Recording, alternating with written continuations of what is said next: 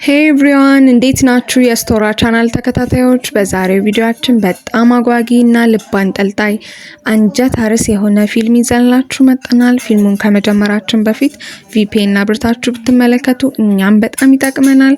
አዲስ ተመልካቾቻችን ሰብስክራይብ እያደረጋችሁ ቤተሰብ ሁኑ። እንዲሁም ቪዲዮ ስንለቅ እንዲደርሳችሁ የደወል ምልክቷን ይጫኑ። አጫጭር ቪዲዮ እንዲደርሳችሁ ደግሞ ዲስክሪፕሽን ላይ ባስቀመጥንላችሁ የቲክቶክ ሊንክ እያገባችሁ ፎሎ አድርጉ። ፊልሙን እንደምትወዱት አልጠራጠርም። ኢንጆይ ዘ ቪዲዮ ዬይ። ታሪካችን የሚጀምረው እንዲህ ነው። ዘይነብ ለመጀመሪያ ጊዜ ልጇን ይዛ ፕሌን ውስጥ ገባች። ከጎኗ የተቀመጠውም ሰው ሰሊም ይባላል። ሀብታምና ሕፃን ልጅ የሚወድ ሲሆን በአጋጣሚ እንቅልፍ አሸልቧት ስለነበር ሰውየው ልጇን በማቀፍ ማጫወት ጀመረ። ከእንቅልፏ ከነቃች በኋላም በወሬ መሃል ልጇን ብቻዋን እንደምታሳድገው ነገረችው። ከፕሌን ሲወርዱም ያልተጠበቀና የሚያስደነግጥ ጥያቄ ጠየቃት። ጥያቄውም ለ6 ወር ብቻ ሚስቱ እንድትሆን ከዛ በኋላ ግን መፋታት እንደሚችሉ ነገራት። ምክንያቱ ደግሞ ቤተሰቦቹ ሚስት ያገባ እየተጫኑት ስለሆነ ነበር። ነገር ግን እሷ ጥያቄውን ስላልጠበቀች ደነገጠች። እንዲሁም ፈቃደኛ እንዳልሆነች ነገረችው። ነገር ግን ልትሄድ ስትል ልጇ ሰሊምን አባቴ ብሎ ጠራው። ይህን ስትመለከት ባቀረበላት ሀሳብ ተስማማች። ወደ ቤተሰቦቹ መኖሪያ ቤትም ሲደርሱ በቤቱ ውበትና ውድነት ተገረመች። የቤቱ እጅ መታጠቢያ እንኳን የተሰራው ከወርቅ ነበር። ነገር ግን የሰሊም ቤተሰቦች በደስታ አልተቀበሏትም። ጭራሽ ሚስት መርጠውና አዘጋጅተው እየጠበቋት ነበር። ልጅቷ ከህፃን ጋር መምጣቷን ሲመለከቱ ሳይወዱ በግድ ተቀበሏት። ህፃኑ ልጅም የነሱ ደም እንደሆነ ነበር የሚያስቡት። በአጋጣሚም በዛ ምሽት ህፃኑ በጣም ታመመ። ዘይነብም በጣም ተጨነቀች። እሷ ብቻ ሳትሆን የሰሊም አያት እና ሙሉ ቤተሰቦቹ ተጨነቁ።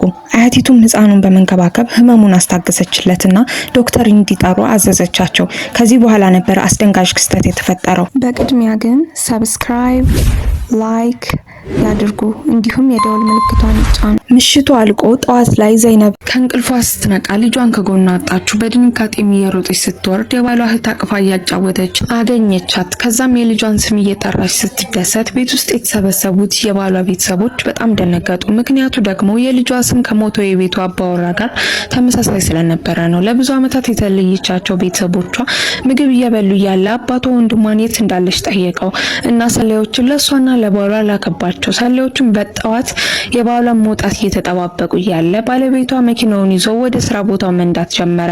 ሰላዮቹ መኪናውን ተከትለው ሲነዱ ተመለከታቸውና መኪናውን መንገድ ላይ አቆመው። ሰላዮቹ መኪናው ውስጥ በመግባት ሽጉጥ ደቅነው እያስፈራሩ መኪናውን እንዲነዳው አዘዙት። ወደ ቦታው ሲደርሱም ሰውነቱን አስረው በረዶ በላዩ ላይ እየደፉ ማሰቃየት ጀመሩ። ወዲያውኑም የሰላዮቹ አለቃ ወይም የልጅቷ አባት በሩን ከፍቶ ገባና ወደ መርከቡ እንዲወስዱ ታዘዛቸው። መርከቡ ላይም ሆነው አባትየው ልጄን የት ነው የወሰድካት እያለ አፋጠጠው። ባሏ ግን አባቷን ስለማያውቀውና እሷንም ካወቃት ሳምንት ስላልሞላው ግራ ተጋባ። በመጨረሻም ስለሷ እያወራ እንደሆነ ሲገባው እሷን ለመታደግ ሲል ስለሚወዳት ይዟት ወደ አሜሪካ እንደሄዱ አሁን ግን እንደተመለሱና ልጅም እንደወለዱ በመንገር አሳመነው።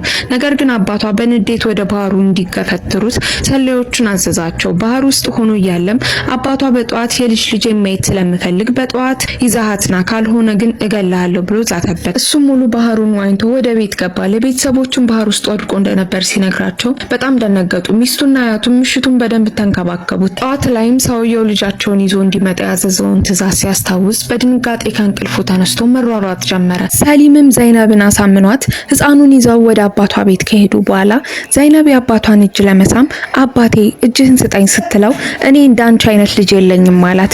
ባሏንም የልጅ ልጄን ነው እንድታመጣልኝ ያስጠናከኩ ሲለው እሷ በጣም ተናዳ እንደኔ አይነት ልጅ ከሌለ የልጅ ልጅም የለህም ብለው ወጣች። መኪና ውስጥም ከገቡ በኋላ በጣም መጨቃጨቅ ጀመሩ። ጭቅጭቃቸውም እየበረታ ሲመጣ መኪናው እንዲያቆምላት በተደጋጋሚ እየጮኸች ነገረችው። ከመኪናው ስትወርድም እንድትመለስ ይቅርታ በመጠየቅና መማጸን ጀመረ። እሷ ግን በጣም ተናዳ ስለነበር ታክሲ ይዛ ባህር ዳርቻው አካባቢ ያለው ቤት ሄደች። እሱም ከኋላ ሆኖ ሲከተላት ቆይቶ ካገኛት በኋላ በድጋሚ መጨቃጨቅ ጀመሩ። በዛ መሃልም የዘይነብ ወንድም መጥቶ መደብደብ ጀመረ። እሷም ለማገላገል ስትል ልጇን ከወንድሟ ጋር ለመጡት ለአባቷ አሽከሮች ሰጠቻቸው። ነገር ግን ባልታሰበ ሁኔታ እነዛ አሽከሮች ህፃኑን ልጅ አግተው ወሰዱት።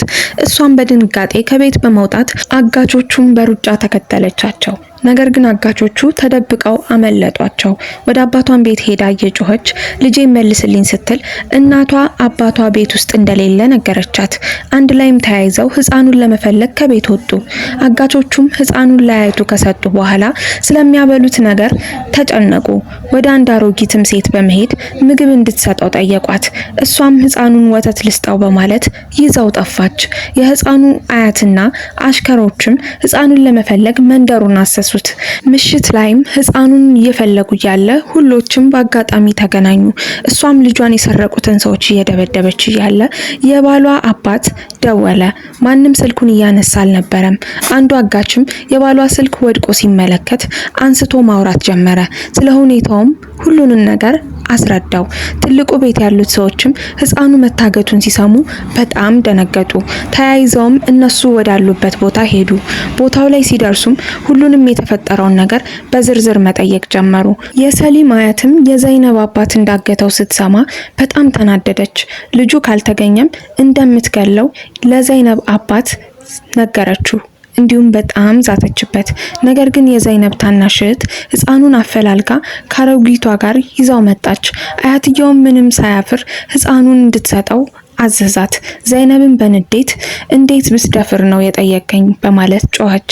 ባሏና አያቲቱም አረጋግተው ካስገቧት በኋላ አባቷ አሸፈረኝ ብሎ ሽጉጥ እየተኮሰ ሰፈሩን አወከው። ዘይነብም ንዴቷ ስላልበረደ ህፃኑን መኪና ውስጥ አስቀምጣ ወጣችና ልጄን መውሰድ ከፈለክ መጀመሪያ እኔን ግደለኝ በማለት ሽጉጡን ልቧ ላይ አነጣጥራ ያዘችው። ሰብስክራይብ ላይክ ያድርጉ፣ እንዲሁም የደወል ምልክቷን ይጫኑ።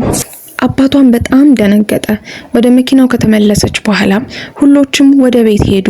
መሽቶም ነበርና ቤት ከደረሱም በኋላ የሰሊም አያት መነጋገር አለብን በማለት ሰሊምንና ዘይነብን ወደ ሳሎን እንዲሄዱ አዘዘቻቸው። ሳሎን ከገቡም በኋላ አያቲቱ ስለተጠራጠረች ስለ ሁሉም ነገር እንዲነግሯት አስጠነቀቀቻቸው። እነሱም ከትንሽ ማቅማማት በኋላ ስለ እውነታው ነገሯት። አያቲቱም በመካከላቸው ፍቅር እንኳ ባይኖር መለየት እንደማይችሉ አስጠነቀቀቻቸው። ሰሊምና ዘይነብም በጣም ተገረሙም እንዲሁም ተደነቁ። ምክንያቱም ይህን ነገር ከወግ አጥባቂዋ ከሰሊም አያት አልጠበቁም ነበር። ዘይነብና ሰሊምም ያላቸው ነገር ወደ ፍቅር ተቀየረ። አብረው ጊዜ ማሳለፍና ሰርፕራይዝ መደራረግ የዕለት ተዕለት ህይወታቸው ሆነ። ሳያስቡትም እርስ በርስ ተዋደዱ፣ በጣም ተፋቀሩ። ሰሊም የዘይነብን ልጅ እንደራሱ ልጅ አድርጎ ይንከባከበው ነበር፣ እንዲሁም በጣም ይወደዋል። የሰሊም አያትም ዘይነብን አዳዲስና ቆንጆ ልብስ እየገዛች እሷን ማስጌጥና ማስዋብ ጀመረች። ምሽት ላይም በአደጋ ምክንያት የዘይነብ አባት ሆስፒታል እንደገባ ተነገራቸው። በፍጥነትም ወደ ሆስፒታል ሂደው አባቷን ጠየቁት። አጋጣሚውንም ተጠቅመው እርቅ ማውረድ እንደሚፈልጉና ሽማግሌ ልከው በወግ በባህሉ መሰረት ዘይነብና ሰሊምን ማጋባት እንደሚፈልጉ ገለጹለት። ሰውየውን ባቀረቡለት ሀሳብ ተስማማ። ነገር ግን ቅድመ ሁኔታ አቀረበላቸው። ሰሊምንና ዘይነብን ብቻ ሳይሆን የሰሊምን እህት እንዲሁም የዘይነብን ወንድም ከዳሯቸው ሀሳባቸውን ሙሉ በሙሉ እንደሚቀበል ገለጸላቸው። ሙሉ ቤተሰቡም ይህን ሲሰሙ በጣም ደነገጡ። የሰሊምም እናት ይህን ነገር ስትሰማ ራሷን ስታ ወደቀች። የነሰሊምም አባት ከዘይነብ አባት ጋር ለመደራደር ሞከረ፣ ነገር ግን አልቻለም ነበር። ነገር ግን የሰሊም እህትና የዘይነብ ወንድም ብዙ ጊዜ አብረው ሲያሳልፉ በጣም ተዋደዱ። ፍቅራቸውም ከቀን ወደ ቀን እየጨመረ መጣ። ሰሊምም ዘይነብን ሰዎች በተሰበሰቡበት ታገቢኛለሽ ብሎ ጠየቃት።